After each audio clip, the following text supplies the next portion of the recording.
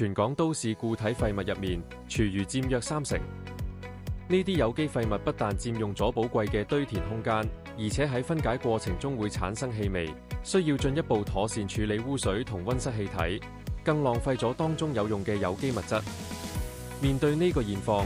我哋除咗源頭減廢同食物捐贈外，可以做嘅就係廚餘回收。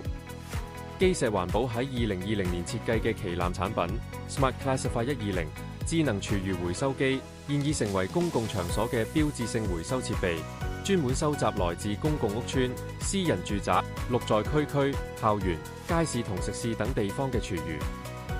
目前接受各類廚餘，不論生、熟、食剩或變壞嘅食物都可以回收。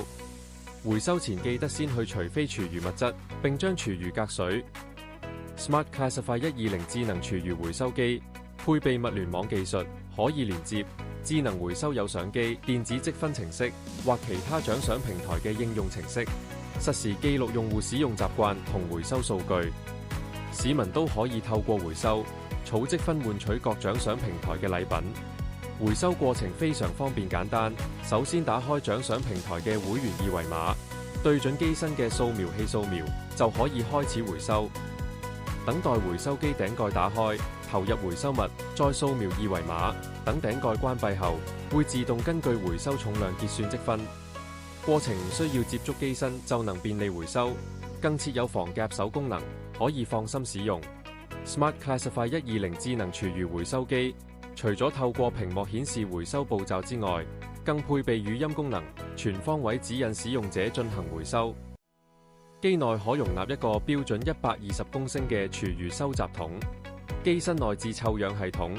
幫助抑制臭味同超聲波驅蟲器驅趕昆蟲，加上溫度感應器，可以無線實時監控機身溫度。除此之外，回收機內置稱重功能同滿桶監控功能，用於監控使用情況、儲存容量同防止回收物過滿。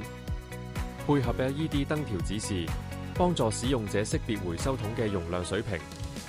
大家回收嘅廚餘透過妥善處理，可以轉化為能源或堆肥副產品，回饋返社區。根據政府新聞網數據顯示，2025年全港每日平均廚餘回收量約350公噸，其中家居廚餘回收量由平均每日約2公噸增至平均每日超過120公噸，大幅增加60倍。參與廚餘回收，將有機廢物轉為有用資源，一齊推動可持續發展啦！